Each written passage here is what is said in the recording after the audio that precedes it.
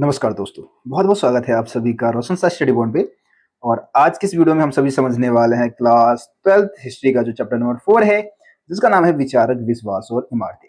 वैसे तो आप सभी को मैंने पार्ट 1 की वीडियो प्रोवाइड करा दिया है पहले ही, जिसको मैंने डिजिटल बोर्ड के माध्यम से आपको मैंने सारे टॉपिक उसमें समझाया था। लेकिन आज हम स्क्रीन रिकॉर्डिंग के माध्यम से समझने वाले हैं। किसी कारणवश मैं डिजिटल बोर्ड का यूज आज नहीं कर रहा हूँ, लेकिन स्क्रीन रिकॉर्डिंग के माध्यम से भी मैं आपको आगे के जितने भी टॉपिक करवाने हैं एकदम आसान और सरल भाषा में समझाने वाला हूँ। टेंशन नहीं लेना है आप सभी को, बस वीडियो को देखिए, हो सके तो अपने पास नोटबुक रखिए और नोट्स वगैरह खुद से बनाने की कोशिश कीजिए। ठीक है जी, चलिए। तो अब हम इस पीपीटी में आगे बढ़ते हैं। देखिए, पिछली वीडियो में हमने कहाँ तक समझ लिया था भाई? बुद्ध और ज्ञान की खोज, है ना। गौतम बुद्ध के बारे में हम समझ रहे थे पार्ट 1 में। बुद्ध की शिक्षाओं को हमने जान लिया था, बौद्ध दर्शन के बारे में हमने जान लिया था, इसके अलावा बौद्ध धर्म के विस्तार के बारे में हमने जान लिया था। आज किस वीडियो से हम स्टार्ट करेंगे, जैसे एनसीईआरटी बुक को अगर आप लोग रीड करते हैं तो उसमें आपको स्तूप वाला एक टॉपिक दे रखा है। गौतम बुद्ध की शिक्षाओं के बाद जब आप जाएंगे ना, तो एनसीईआरटी बुक में टॉपिक दे रखा है स्तूप होता क्या है। देखिए, स्तूप का जो शाब्दिक अर्थ होता है वो एक तरीके से टीला होता है ना। ये गोल मिट्टी का एक ढांचा है, ऐसा ऐसा देखो यहाँ पे चित्र भी हमने बना के दिया हुआ है। ये गोल मिट्टी का ढांचा सा होता है। इसके नीचे क्या है कि गौतम बुद्ध की अस्थियों को, उनके अवशेषों को दफना के इसके ऊपर ये मिट्टी का टीला बना दिया गया। इसी को हम कहीं ना कहीं स्तूप बोलते हैं। देखो क्या लिखा है, बहुत प्राचीन काल में से ही लोग कुछ जगह को क्या मानते थे? पवित्र मानते थे। और जहां मतलब विशेष वनस्पति होता था या अनूठा चट्टानी क्षेत्र होता था या बहुत ज्यादा मतलब सौंदर्य, प्राकृतिक सौंदर्य जहां पे हमें देखने को मिलता था, तो वो जगह जो है वो पवित्र स्थल बन जाते थे। कुछ स्थानों पर हमें एक छोटी सी वेदी बनी मिल जाती थी, जिन्हें हम कभी कभी चैत्य कह दिया करते थे। ठीक है, चैत्य का मतलब क्या होता है? चैत्य मतलब उन जगहों को कहा जाता है, उस ऊंचे ढांचे को कहा जाता है जहां पे क्या होता है कि मृतक कुछ जो साधु संत होते हैं, जो जिनके मतलब शरीर में एक दैवीय आत्मा माना जाता है, तो उनके मतलब उनके आत्मदाह के बाद क्या होता है कि उनकी अस्थियों को उस चैत्य के ऊपर रख दिया जाता है। तो फिर बाद में क्या होगा कि उसके ऊपर एक टीला बन गया, गोल ढांचा ये बन गया। इसी को हमने क्या बोल दिया? कहीं ना कहीं स्तूप बोल दिया। ठीक है जी, तो आगे देखते हैं। देखो यहाँ पे गौतम बुद्ध से जुड़े कुछ जगह के नाम दे रखे, काफी ज्यादा इंपॉर्टेंट है। जैसे कि जहां गौतम बुद्ध का जन्म हुआ था, जन्म स्थान क्या है? लुम्बिनी, जो कि नेपाल में है। ठीक है, जहां उन्होंने ज्ञान की प्राप्ति की थी। तो जन्म के बाद ज्ञान की प्राप्ति कहाँ हुआ? बोध गया में, जो कि बिहार में है। बोध गया कहाँ है जी? बिहार में। इसके अलावा उन्होंने प्रथम उपदेश कहाँ दिया था? सारनाथ में दिया था, जो कि आपका यूपी में है। और इसी के साथ साथ अगर हम बात करें जहां उनको निब्बान की प्राप्ति हुई थी, यानी कि मोक्ष की प्राप्ति किया था, जहां पे उनकी मृत्यु हुई थी, उस जगह कौन सा है? कुशीनगर। ठीक है, कुशीनगर, जो कि यूपी में ही है आपका। तो ये 4 जगह आपको याद रखना है। जन्म लुम्बिनी, बोध गया जहां ज्ञान की प्राप्ति हुई, सारनाथ जहां उन्होंने पहला उपदेश दिया, और कुशीनगर जहां पे उन्होंने निर्वाण प्राप्त किया। ठीक है, तो ये जगह के नाम आपको याद रखने हैं। अब स्तूप क्यों बनाए जाते थे? ठीक है, स्तूप बनाए क्यों जाते थे, आखिरकार रीजन क्या होता था? देखो यहाँ पे पॉइंट्स क्या दे रखिए कि ऐसे कई जगह जिन्हें पवित्र माना जाता था, इन जगहों पर बुद्ध से जुड़े कुछ अवशेष, उनकी अस्थियां या उनके द्वारा प्रयोग किए गए सामान को गाड़ कर उसके ऊपर मतलब जमीन के नीचे गाड़ के, यहाँ जमीन के नीचे रख के उसके ऊपर क्या बनाया गया? ऊंचा ढांचा बनाया गया, जिसको हम क्या बोलते हैं? स्तूप बोलते हैं। ठीक है, इन टीलों को, जिसके ऊपर ये ऊंची जो ढांचा बनाई गई, उन टीलों को हम क्या बोल देते हैं? कहीं ना कहीं स्तूप बोल देते हैं। स्तूप बनाने की परंपरा बौद्ध धर्म से पहले ही प्रचलन में थी। ऐसा नहीं है कि बौद्ध धर्म के विकास के साथ ही स्तूप का विकास हुआ। ये जो स्तूप आप ऐसी जो संरचना आप देख रहे हैं ना, ये गोल संरचना जो आप देख रहे हैं, ये स्तूप बनाने की जो प्रक्रिया थी वो पहले से ही प्रचलन में थी। लेकिन क्योंकि इसके नीचे गौतम बुद्ध के अवशेषों को दफन किया गया था, तो ऐसा माने जाने लग गया कि स्तूप ही बौद्ध धर्म का प्रतीक है। कहीं ना कहीं इसको बौद्ध धर्म के प्रतीक के रूप में देखा जाने लग गया, क्योंकि स्तूप के नीचे गौतम बुद्ध के अवशेष, उनके द्वारा प्रयोग किए गए सामान, उनकी अस्थियों को दफन किया गया था। इसलिए पूरे स्तूप, जहां कहीं भी स्तूप दिखे, उन सभी स्तूपों को बौद्ध धर्म के साथ जोड़ दिया गया। बौद्ध धर्म का एक तरीके से सिंबल बन गया, बौद्ध धर्म का प्रतीक बन गया। देखो क्या लिखा है, क्योंकि उनमें ऐसे अवशेष थे जिसे पवित्र माना जाता था, इसलिए समूचे ही स्तूप को ही बुद्ध और बौद्ध धर्म के प्रतीक के रूप में प्रतिष्ठा मिल गई। देखो, अशोकावदान नामक एक बौद्ध ग्रंथ है। ठीक है, अशोकावदान क्या है? एक बौद्ध ग्रंथ है। इसके अनुसार अशोक ने क्या किया था? बुद्ध के अवशेषों को अलग अलग शहरों में बांट दिया। उनके जो अवशेष थे, उनके अवशेषों को अलग अलग शहरों में बंटवाकर फिर उनके ऊपर क्या बनवा दिए? स्तूप बनवा दिए। तो अशोक का नाम जरूर याद रखना। अशोकावदान नामक बौद्ध ग्रंथ से हमें इसके बारे में पता लगता है कि गौतम बुद्ध के अवशेषों को अलग अलग शहरों में बंटवाकर फिर उसके ऊपर अशोक ने क्या किया? स्तूप बनवा दिया। ईसा पूर्व दूसरी सदी तक भरहुत में, सांची में, सारनाथ, देखो भरहुत और सांची जो है एमपी में, सारनाथ आपको मैंने बता दी यूपी में, इन स्थानों पे स्तूप बनाए गए थे इस टाइम पीरियड में। टाइम पीरियड भी आप लोगों को याद रखना है। ठीक है जी, स्तूप कैसे बनाए जाते थे? तो देखो, स्तूप की जो वेदिकाएं थी या फिर उसके जो स्तंभ थे या उसके जो तोरण द्वार थे, उनसे हमें पता लगता है कि जो दान मिलता था, जो पैसे डोनेट किए जाते थे, उस डोनेट किए हुए पैसे की मदद से स्तूपों का निर्माण होता था। अब स्तूप बनाने के लिए अलग अलग समाज के जो तबके के लोग थे, वर्ग थे, वो पैसे डोनेट किया करते थे। जैसे कि सातवाहन राजाओं ने, अगर राजाओं की बात करोगे तो सातवाहन राजाओं का एग्जाम्पल दे देना, है ना। इसके अलावा कुछ दान शिल्पकार और कुछ व्यापारियों द्वारा भी दिए गए थे। इसके अलावा सांची के एक तोरण द्वार का जो हिस्सा है वो हाथी दांत का काम करने वाले शिल्पकार ने बनवाया था। तो इसे एग्जाम्पल के तौर पे हम ले सकते हैं कि अलग अलग समाज के वर्गों द्वारा स्तूप को बनवाने के लिए दान वगैरह दिए जाते थे, है ना। सैकड़ों महिलाओं और पुरुषों ने भी दान दिए थे, और अभिलेखों पे हमें, मतलब अभिलेखों से पता लगता है कि जो भिक्षु और भिक्षुणियां थी वो भी दान दिया करते थे ताकि स्तूपों का निर्माण हो सके। ठीक है, अब स्तूप की संरचना की हम बात कर लेते हैं। जैसे कि ये आप संरचना देख रहे हैं, ये स्तूप की संरचना है भाई, है ना। ये बहुत इंपॉर्टेंट है, पेपर में पूछा जाता है, और यहाँ पे आप ऐसा चित्र भी बना सकते हो। अगर आप सक्षम हो चित्र बनाने के लिए, तो आप आसान सा एक बढ़िया सा चित्र बना देना स्तूप के बारे, स्तूप को लेके। मैं यहाँ पे आपको एक छोटा सा चित्र बना के दिखा देता हूँ। देखो, स्तूप की बात करें तो मैंने जैसे ही बोला कि स्तूप का जो विकास है वो एक गोल मिट्टी के ढांचे से हुआ, है ना। जैसे इस प्रकार का, इस आकार का हम एक गोल मिट्टी का ढांचा बना लेते हैं। थोड़ा गोल वैसे हुआ नहीं है ना, फिर भी आप समझ जाए। ठीक है, ये स्तूप का जो जन्म है वो एक गोल मिट्टी के ढांचे से हुआ। इस गोल मिट्टी के ढांचे को क्या नाम दिया भाई? अंड। क्या बोल दिया? अंड। ठीक है, ये गोल मिट्टी का ढांचा क्या है? अंड है। फिर देखो, इसके ऊपर एक छज्जे जैसा ढांचा होता था, छज्जे जैसा ढांचा, ये छज्जे जैसा ढांचा बन गया। ठीक है, इसको क्या बोलते हैं? हर्मिका बोलते हैं, हर्मिका। याद रखना है भाई, जैसे जैसे बता रहा हूं ना, याद रखो, ये इंपॉर्टेंट है, बहुत ज्यादा इंपॉर्टेंट है, और ये नाम सारे एमसीक्यू में भी पूछ लिया जाता है। ठीक है, ये हर्मिका है। हर्मिका से एक मस्तूल निकलता था, गोल ढांचा ऊपर बना दिया इस तरीके का, है ना, गोल गोल ढांचा बना दिया। हर्मिका से एक मस्तूल निकलता था, जिसको, ये जो गोल ढांचा ऊपर बना है, आपको इसका इसका नाम भी देना है।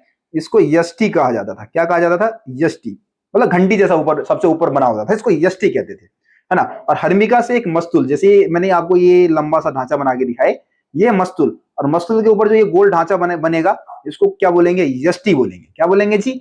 यष्टि बोलेंगे। ठीक है, अब देखो, ये जो स्तूप है, स्तूप के चारों तरफ क्या बनाई जाती थी? वेदिका। वेदिका का मतलब है ऊंचे स्तंभ बनाए जाते थे। ठीक है, ऊंचे ऊंचे स्तंभ बनाए जाते थे। इस स्तंभ को हम क्या बोलेंगे बच्चे? वेदिका। ठीक है, वेदिका। ठीक है, इसके अलावा स्तूप में एक प्रवेश द्वार भी होता था भाई। स्तूप में क्या बनेगा जी? एक प्रवेश द्वार। इस प्रवेश द्वार को क्या नाम दिया जाएगा बच्चे? इस प्रवेश द्वार को नाम दिया जाएगा तोरण द्वार। क्या बोलेंगे? तोरण द्वार। ठीक है, ये क्या हो गया? तोरण द्वार हो गया। और इसके अलावा यहाँ पे सीढ़ी वगैरह बना दी, है ना, ऊपर चढ़ने के लिए। ऊपर, एक मिनट एक मिनट, ये गायब हो गया पूरा फाइल हमारा। अब वापस नहीं आएगा भाई, यहाँ पे कोई सिस्टम नहीं है इसमें, है ना। तो उम्मीद है कि आप लोगों को, मतलब जो मैंने अभी आपको स्तूप का मतलब जो समझाया है, मतलब स्तूप का जो संरचना बताई है, देखो यहाँ पे भी, इस इमेज में भी यही संरचना बता रखी है, देखो, है ना। ये जो गोल ढांचा है, इसको क्या बोल दिया? इसको अंड बोल दिया। फिर ये आपका यष्टि है, हर्मिका है। हर्मिका को वैसे देवताओं के घर का प्रतीक माना जाता था। ठीक है, और ये आपको चारों तरफ, चारों दिशाओं में आपको तोरण द्वार देखने को मिल जाएंगे। ये आपको ऊंचे स्तंभ देखने को मिल जाएंगे, जिन पे खूब नक्काशी की जाती थी, सुंदर चित्रों के माध्यम से सजाया जाता था। तो आप अगर पॉइंट्स पढ़ेंगे ना, सेम टू सेम पॉइंट्स जो मैंने आपको अभी बताया ना, सेम टू सेम पॉइंट्स यहाँ पे आपको देखने को मिलेगा। जैसे देखो क्या है, स्तूप संस्कृत का अर्थ इसका क्या होता है? टीला का जन्म एक गोलार्ध मिट्टी के टीले से हुआ, जिसको बाद में क्या नाम दिया गया? अंड नाम दिया गया। धीरे धीरे इसकी संरचना जटिल होती गई। मतलब पहले पहले स्टार्टिंग में क्या था कि ये गोल ढांचा बना होता था, लेकिन धीरे धीरे इसकी संरचना जटिल होती गई। इसके ऊपर चौकोर और गोल आकार का संतुलन भी बैठाया जाने लग गया, जिसको हम क्या बोलते हैं? हर्मिका बोलते हैं। अंड के ऊपर जो ये चौकोर ढांचा है, छज्जे जैसा, उसको हम क्या बोलते हैं? हर्मिका बोलते हैं। और यहाँ छज्जे जैसा ढांचा देवताओं के घर का प्रतीक था, है ना। ये जो हर्मिका, जो छज्जे जैसा ढांचा है, उसको देवताओं के घर का प्रतीक माना जाता था। हर्मिका से एक मस्तूल निकलता था, जिसको यष्टि कहते थे, और इस पे एक छतरी भी लगी होती थी, है ना। टीले के चारों तरफ वेदिकाएं होती थी, और जो पवित्र स्थान को सामान्य, वेदिका मीन्स की घेराबंदी है। वेदिका का मतलब आपको शायद मैंने गलत बता दिया। वेदिका, ये वाली जो घेराबंदी की गई है ना, घेरा गया है इसको, है ना, इसको हम क्या बोलते हैं? वेदिका बोलते हैं बच्चे। ठीक है, ये वेदिका है। ठीक है, स्तूप की खोज की बात कर लेते हैं। अगला टॉपिक है आपका, स्तूप की खोज कैसे हुई। इस टॉपिक में आपको समझने को मिलेगा कि जो अमरावती का स्तूप है, जो सांची का स्तूप है, दोनों की नियति में क्या अंतर है ना। अमरावती और सांची की नियति, जैसे सांची के स्तूप की हमने बात की, जो कि आपका किस राज्य में स्थित है बच्चे? भोपाल में, है ना। मतलब भोपाल तो मध्य प्रदेश की राजधानी है। एमपी, है ना, अगर राज्य की बात करें तो एमपी में स्थित है, भोपाल में स्थित है, जो कि एमपी में पड़ता है आपका। अमरावती की बात करें तो अमरावती कहाँ है जी? आंध्र प्रदेश में। अमरावती कहाँ है जी? आंध्र प्रदेश में है, ठीक है। तो अमरावती का स्तूप आज नष्ट हो चुका है, इसके बारे में कुछ भी नहीं, मतलब हमारे पास कोई अवशेष नहीं है इसके। लेकिन सांची का स्तूप आज भी सुरक्षित है और बौद्ध धर्म का एक मुख्य तीर्थ स्थल माना जाता है। लोग भ्रमण करने जाते हैं, घूमने जाते हैं वहां पे, ठीक है। लेकिन अमरावती का स्तूप जो है आज अस्तित्व में नहीं है। तो पहले हम अमरावती की पूरी कहानी को जानते हैं कि अमरावती किस तरीके से नष्ट हुआ। मतलब एकदम से नष्ट नहीं हुआ ये स्तूप, स्तूप को क्रम अनुसार नष्ट किया गया। तो यहाँ पे सारे पॉइंट्स आपको देखने को मिलेगा। देखो, सबसे पहले घटना की शुरुआत करते हैं हम 1796 की, जब अमरावती की स्तूप की खोज हुई। अचानक से क्या हुआ, एक राजा को मंदिर बनवाना था, तो मंदिर बनवाते समय उसको अचानक से अमरावती के स्तूप के अवशेष मिल गए। तो उसने क्या किया, पत्थरों का इस्तेमाल कर लिया भाई। मतलब उसको लगा ना, पॉइंट्स को मैं थोड़ा और अच्छे से समझाता हूँ, यहाँ पे पॉइंट्स सही से लिखा नहीं है। तो जब राजा को अचानक से अमरावती के स्तूप के अवशेष मिले तो उसको लगा कि भाई इस संरचना के नीचे ना खजाना वगैरह छुपा होगा। तो उसने क्या किया, मजदूर वगैरह बुलवा लिए और वहां पे खनन वनन करवा दिया, खुदाई करवा ली। लेकिन खुदाई करवाने के बाद उसको कुछ मिला ही नहीं, कोई खजाना कुछ भी नहीं था। तो उसने क्या किया भाई, मेहनत करा, इतने पैसे लगाए, तो उसने सोचा कि भाई यहाँ से जो पत्थर वत्थर ही निकले कम से कम उसका मैं इस्तेमाल मंदिर निर्माण में करवा लेता हूँ। तो उसने क्या किया, पत्थरों का इस्तेमाल मंदिर निर्माण में करवा लिया। फिर हम देखते हैं कि कुछ समय बाद कॉलिन मैकेंजी नाम का एक अंग्रेज अधिकारी है, एक इंजीनियर होते हैं, है ना। तो ये गुजरते हैं यहाँ से, ठीक है। अमरावती के स्तूप अमरावती के स्तूप को भी देखते हो। और उन्होंने क्या किया, उन्होंने इस स्तूप के बहुत सारे चित्र वगैरह बनाए। लेकिन चित्र वगैरह बना के एक रिपोर्ट तैयार कर दिया इसके बारे में, स्तूप के बारे में सब कुछ बता दिया उसमें। लेकिन उनकी रिपोर्ट कभी प्रकाशित ही नहीं हुई, उनकी रिपोर्ट कभी छपी नहीं और लोगों को पता नहीं चल पाया, ठीक है। और उन्होंने बहुत सारी मूर्तियां पाई, उसका विस्तृत चित्रांकन भी किया, लेकिन उनकी रिपोर्ट कभी छपी नहीं।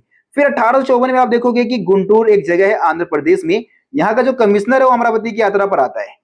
उन्होंने कई मूर्तियों और उत्कीर्ण पत्थर जमा किए और उसे मद्रास ले गए, मद्रास ले गए। इसके अलावा उन्होंने पश्चिमी तोरण द्वार को भी खोज निकाला। जो अमरावती का जो पश्चिमी तोरण द्वार है, ये कमिश्नर साहब हमारे खोज निकालते हैं और वो इस निष्कर्ष पे पहुंचे कि अमरावती का स्तूप बौद्ध धर्म का सबसे शानदार स्तूपों में से एक था, ठीक है। और 1850 तक आप देखेंगे बच्चे, 1850 तक आप देखेंगे कि अमरावती के स्तूप की जो अवशेष है उसकी लूट मच गई, है ना, तबाही मचा दिया सबने। और जो आता है यहाँ से कुछ ना कुछ लेकर ही जाता, है ना, जो आता वहां से कुछ ना कुछ लेकर ही जाता, ठीक है। देखो कहां कहां भेज दिया, कुछ पत्थर को कलकत्ता में जो एशियोटिक सोसाइटी ऑफ बंगाल है वहां, तो कुछ पत्थर वगैरह अवशेष वगैरह को हम देखते हैं कि मद्रास के इंडिया ऑफिस में भेज दिया गया, कुछ को लंदन तक भेज दिया गया। मतलब कई अंग्रेज अधिकारियों के बगानों में अमरावती की जो मूर्तियां है और जो तोरण द्वार है वो देखे जा सकते थे। उनके बगानों के एंट्री गेट पे वो शोभा बढ़ाने के लिए उन्होंने लगा लिए थे, तोरण द्वार वगैरह को उठा के ले गए थे, ठीक है।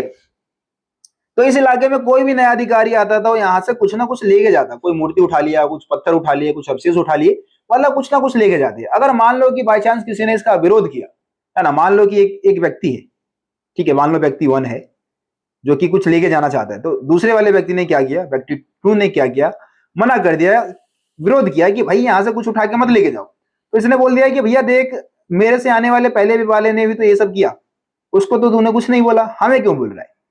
मतलब कि पहले जो लोग लेके गए उनको भी बोलो, हमें बस मत बोलो। ये चीज क्या है कि वो कुछ ना कुछ उठा के ले जाते, रीजन दे देते और लेके भाग जाते कुछ ना कुछ। तो इस तरीके से लूट मच गई भाई हमारे इस धरोहर की। अब देखो यहाँ पे एक पुरातात्विक एच कोल की विचारधारा को समझिए। जो एच कोल थे, एक विद्वान हुए, पुरातत्ववेता हुए।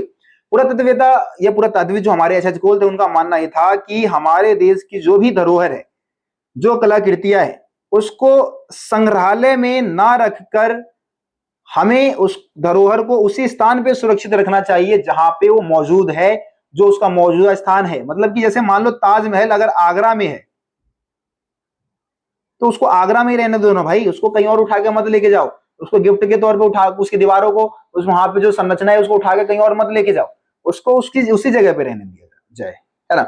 लेकिन दुर्भाग्यवश क्या हुआ, जो हमारे कोल साहब थे, उनकी बात को अमरावती के लिए नहीं मानी गई। अमरावती के पक्ष में ये इनकी बातों को नहीं माना गया और इस वजह से अमरावती का स्तूप नष्ट हो गया। अगर इनकी बात मान लेते तो सांची के स्तूप की तरह अमरावती का स्तूप भी आज सुरक्षित होता। लेकिन सांची के संदर्भ में, सांची के स्तूप की जब हम बात करते हैं तो उस समय जो एच कोल साहब थे उनकी बातों को माना गया और सांची के स्तूप को उसी जगह पे रहने दिया गया।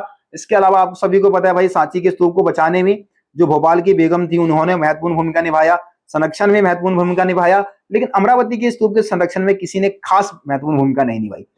इसके अलावा सांची की जो खोज 1818 में हुई, जब तक लोगों को स्तूप के महत्व का पता लग गया कि भैया हाँ ये जो स्तूप है वो बौद्ध धर्म का मुख्य केंद्र बिंदु है, बौद्ध गौतम बुद्ध के अवशेष वगैरह दफन है इसमें, तो हमें इसको सुरक्षित रखना चाहिए। लेकिन अमरावती की खोज 1796 में हुई, है ना, 96 में, तब तक लोगों को स्तूप के महत्व के बारे में कुछ पता नहीं था और ये लूट मच गया इसका। ठीक है जी, तो ये पॉइंट्स आप यहाँ पे लिखिए कि अमरावती का स्तूप कैसे नष्ट हुआ और सांची का स्तूप कैसे कैसे बच गया। ठीक है, चलिए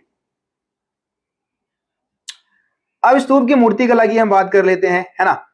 पत्थरों में गढ़ी कथाएं, जैसे कि अगर आप बौद्ध धर्म को समझना चाहते हैं तो आपको मूर्ति कला को समझना होगा। मतलब कि जो बौद्ध धर्म की जो संरचनाएं हैं, जो तोरण द्वार है, स्तूपों के आसपास जो चित्रकारी की गई है, जो मूर्ति वगैरह बनाए गए, उसको समझना आपको लिए बहुत जरूरी है। और मूर्ति कला को समझने के लिए आपको बौद्ध ग्रंथों को भी समझना होगा। मतलब कि मूर्ति कला को आप अगर विस्तार से समझना चाहते हैं तो जो बौद्ध ग्रंथों में उन मूर्तियों के बारे में जो लिखा गया है उसको भी समझना होगा, यानी कि बौद्ध साहित्य का भी आपको विश्लेषण करना होगा। देखिए, वेशांतर जातक से लिया गया एक दृश्य है। यह कहानी ऐसे दानी राजकुमार के बारे में, ये खास कोई टॉपिक नहीं है यहाँ पे, यहाँ से आपको कुछ जानने के लिए नहीं मिलेगा। ठीक है, इसको हम आगे बढ़ाते हैं। उपासना के प्रतीक, तो यहाँ पे हम गौतम बुद्ध के जीवन से जुड़े हुए कुछ प्रतीक चिन्ह है जो कि इंपॉर्टेंट है। ये यहाँ से कुछ भी इंपॉर्टेंट नहीं था इसलिए मैंने नहीं बताया, आप पढ़ के देख लो, फालतू की चीज बता रखी है। इसके बाद उपासना के प्रतीक वाला टॉपिक में आओगे, एनसीईआरटी बुक में भी ऐसे ही हुआ टॉपिक आपको देखने को मिल जाएगा, है ना। तो गौतम बुद्ध बौद्ध मूर्ति कला को समझने के लिए इतिहासकारों को बुद्ध के चरित्र लेखन के बारे में समझना पड़ा। मतलब कि अगर आप बौद्ध मूर्ति कला को समझना चाहते हो, जो स्तूप के आसपास बहुत सारी मूर्तियां बनाई गई है, उसमें वास्तव में वो मूर्तियां हमें क्या बता रही है, क्या समझाने की कोशिश कर रही है, अगर आप उसको समझना चाहते हो तो जो गौतम बुद्ध का जो चरित्र लेखन है, यानी कि जो ग्रंथ वगैरह है, उसको आपको समझना होगा। बौद्ध चरित्र लेखन के अनुसार एक वृक्ष के नीचे ध्यान लगाते हुए गौतम बुद्ध को ज्ञान की प्राप्ति हुई थी, बोधि वृक्ष जिसको हम बोलते हैं। रिक्त स्थान को बुद्ध के ध्यान की दशा का प्रतीक माना जाता है। रिक्त स्थान अगर आप देखेंगे तो कई जगह पे आपको ऐसे ऐसे रिक्त स्थान जगह देखने को मिल जाएगा। तो ये रिक्त स्थान क्या है, गौतम बुद्ध के ध्यान की दशा का प्रतीक है। मतलब गौतम बुद्ध ये ध्यान की दशा में बैठे हुए, यानी कि वो रिक्त स्थान है, यानी कि उस समय आपके दिमाग में कुछ भी नहीं चल रहा, सब कुछ रिक्त हो चुका है कहीं ना कहीं, है ना। आप बिल्कुल मुक्त हो चुके हो सारे फालतू के सोच से, विचार से, टेंशन से। स्तूप जो है महापरिनिर्वाण का प्रतीक माना जाता है, मतलब कि मोक्ष का प्रतीक माना जाता है, क्योंकि गौतम बुद्ध के अवशेषों को स्तूप के नीचे ही दफन किया गया था, इसलिए स्तूप को मोक्ष का प्रतीक। और चक्र, एक और चक्र की बात करें तो चक्र को किसका प्रतीक माना जाता है, जैसे यहाँ पे चक्र बना हुआ दिख रहा है आपको, तो ये चक्र किसका प्रतीक है, गौतम बुद्ध द्वारा सारनाथ में जो उपदेश दिया गया था वो उसका प्रतीक माना जाता है चक्र को, है ना। ठीक है, चलिए अब हम सालभंजिका की मूर्ति की बात कर रहे थे। जैसे कि आपको स्तूप के आसपास ना एक ऐसी स्त्री की मूर्ति देखने को मिलेगी जो कि एक वृक्ष को पकड़ते हुए झूलते हुए दिखाई गई। ये कौन है, सालभंजिका है, जिसको शुभ का प्रतीक माना जाता है, एक मतलब अच्छा माना जाता है इसको बौद्ध धर्म में, है ना। जिसको बारे में कहा जाता है कि अगर ये किसी भी वृक्ष को छू देती थी, सालभंजिका किसी भी वृक्ष को छूती थी तो उसमें फल और फूल अपने आप खिल उठते थे, यानी कि इसको शुभ का प्रतीक माना जाता है। ठीक है, और सालभंजिका की मूर्ति से पता चलता है कि जो लोग बौद्ध धर्म में आए उन्होंने बुद्ध पूर्व और बौद्ध धर्म से इतर दूसरे विश्वासों, प्रथाओं और धारणाओं से बौद्ध धर्म को समृद्ध किया। मतलब कि बाहर की बहुत सारी जो धारणाएं है उसको बौद्ध धर्म में जोड़ दिया, कहने का मतलब यहाँ पे ये है। देखो, इसके अलावा आप अगर बौद्ध मूर्ति कला की बात करते हो तो मूर्ति कला में आप देखोगे कि बहुत सारे मतलब आपको जानवरों के चित्र देखने को मिलेंगे, है ना। जानवरों के चित्र देखिए, यहाँ पे आपको ये तोरण द्वार पे बहुत सारे जानवर, घोड़े है, हाथी है, बंदर है, गाय है, बैल है, इनके चित्र आपको देखने को मिल जाएगा, जिसमें हाथी को महत्वपूर्ण प्रतीक के तौर पे माना जाता है। हाथी को ज्ञान और शक्ति का प्रतीक माना जाता है। ठीक है जी, हाथी को किसका प्रतीक माना जाता है, ज्ञान और शक्ति का। इसके अलावा गजलक्ष्मी, एक चित्र में आपको ना एक स्त्री को बीच में बैठे हुए दिखाया गया, कमल दल के बीच में बैठे हुए दिखाया गया है, और हाथी जो है वो दोनों तरफ से क्या कर रहे हैं, इसके ऊपर पानी का छिड़काव कर रहे हैं। ठीक है जी, तो ये कहीं ना कहीं जो है हमारे हिंदू धर्म की लक्ष्मी देवी मानी जाती है, और कुछ परंपरा के अनुसार ये गौतम बुद्ध की माता माया भी माना गया है कि ये माया है, और हमारे हिंदू धर्म की जो गजलक्ष्मी यानी कि जो धन दौलत की देवी मानी जाती है वो भी मानते हैं। ठीक है, इसके अलावा सर्प की पूजा, देखो स्तूप के आसपास हमें सांप के ऐसे चित्र भी देखने को मिल जाते हैं, है ना। तो ये जेम्स फर्गुसन एक विद्वान थे जिनके अनुसार सांची जो है वो, सांची को वृक्ष और सर्प की पूजा का केंद्र भी माना जाता था। ये ऐसा कौन कह रहे हैं? जेम्स फर्गुसन कह रहे हैं। वह बौद्ध साहित्य से अभिन्न थे, अनभिज्ञ थे। तब बौद्ध ग्रंथों का अनुवाद नहीं हुआ था, मतलब कि उनको बौद्ध ग्रंथ का कुछ खास जानकारी नहीं थी। और उन्होंने ये बात कही थी कि जो स्तूप है, स्तूप के आसपास वृक्ष और सर्प की पूजा भी होती थी। ठीक है, अब हम बात करेंगे हीनयान और महायान के बारे में। ठीक है, हीनयान और महायान, देखो बौद्ध धर्म की दो शाखाएं, मैं आपको समझा देता हूं, ऐसे इसको जूम करके एक बार आपको बता देता हूं। देखो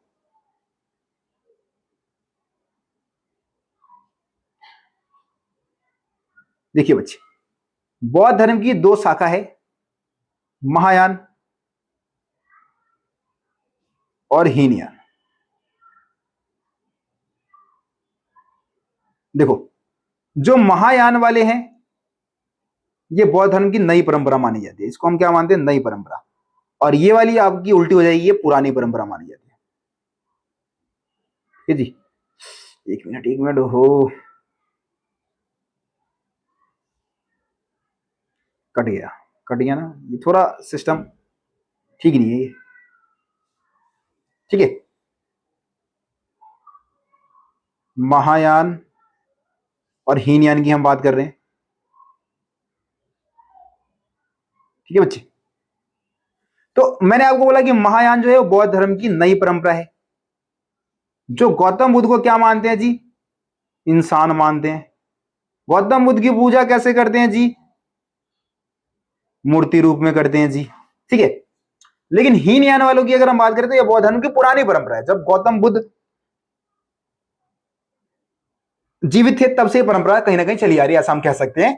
तो हीनयान वाले बोलते हैं कि गौतम बुद्ध जो है, नहीं एक मिनट, मैंने थोड़ा कंफ्यूज कर दिया आप लोगों को। देखो महायान वाले गौतम बुद्ध को भगवान मानते हैं, ये नई परंपरा है, मूर्ति रूप में इनकी पूजा करते हैं, और गौतम बुद्ध को इंसान नहीं भगवान मानते हैं। ठीक है, ये तीन चीजें आप यहाँ पे समझ लो। हीनयान की बात करें तो ये गौतम बुद्ध को इंसान मानते हैं। क्या मानते हैं जी? इंसान मानते हैं, है ना, भगवान नहीं मानते। और ये गौतम बुद्ध के उपदेशों को पालन करने की बात करते हैं कि भाई हमें गौतम बुद्ध के उपदेशों का पालन करना चाहिए।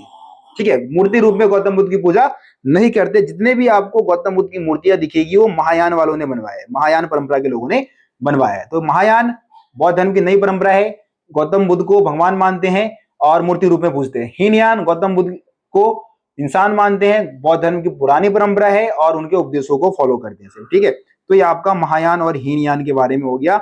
ये आपको दो तीन टॉपिक देखेंगे, हीनयान या थेरीवाद एक ही बात है, तो इसमें आपको ये समझा रखा है। अब हम हिंदू धर्म के उदय की बात करते हैं बच्चे। हिंदू धर्म का उदय कैसे हुआ? तो 600 ईसा पूर्व के आसपास हम देखते हैं कि हिंदू धर्म का जो उदय है वो दो विचारधाराओं के साथ होता है। एक है आपका वैष्णववाद और दूसरा है शैववाद।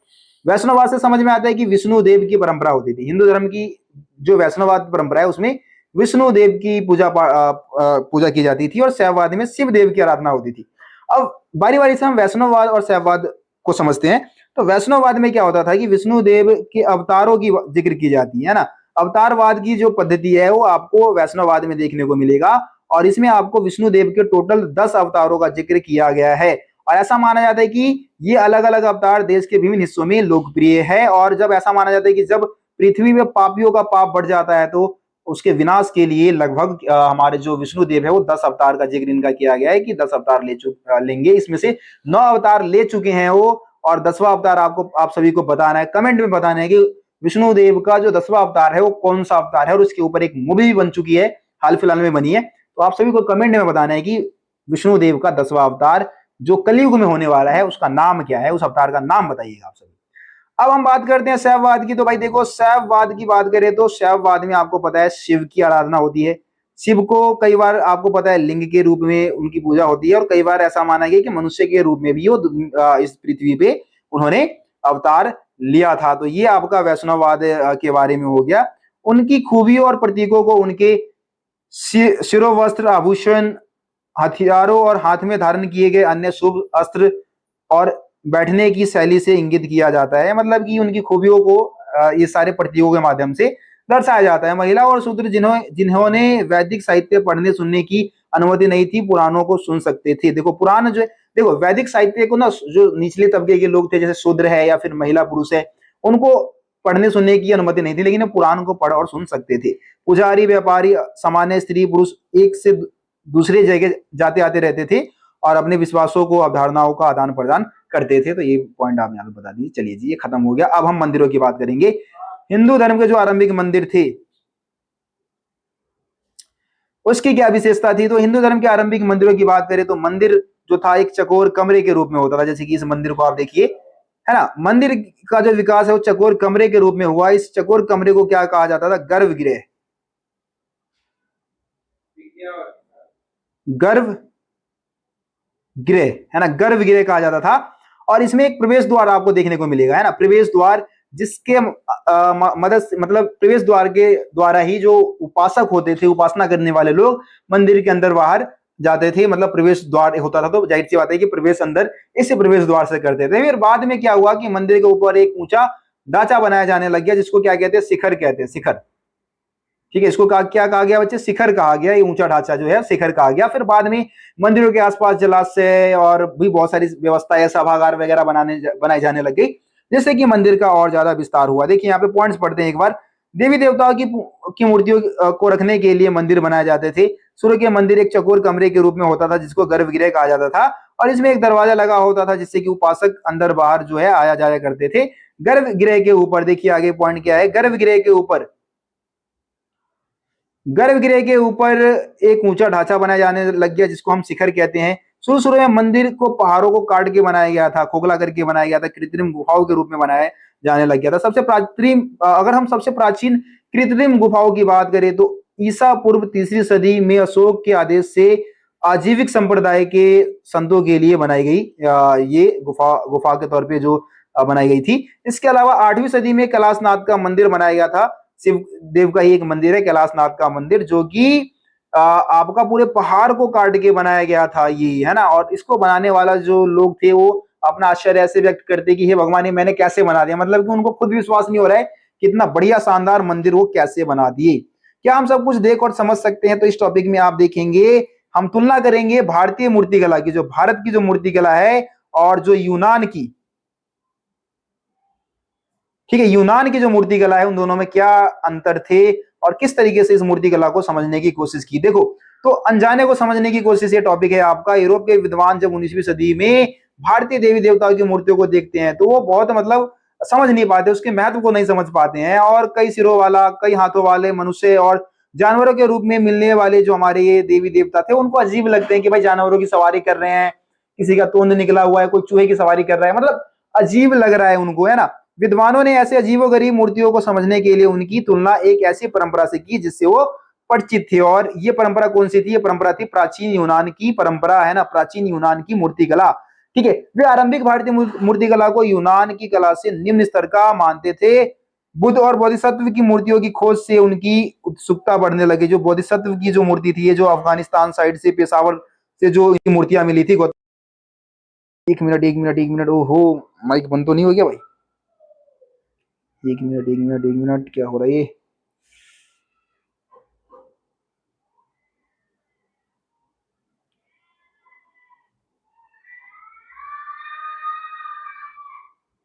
चल, इसको हम खत्म करेंगे फटाफट।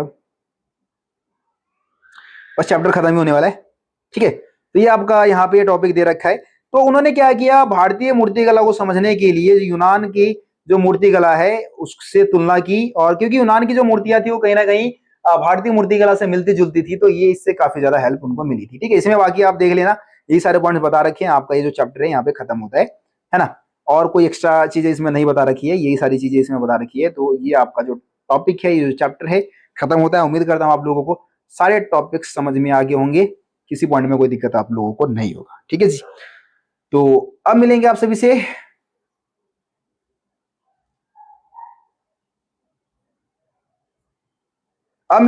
अगले वीडियो में। तब तक के लिए जय हिंद, जय भारत। आप सभी अपना ध्यान रखिए। धन्यवाद।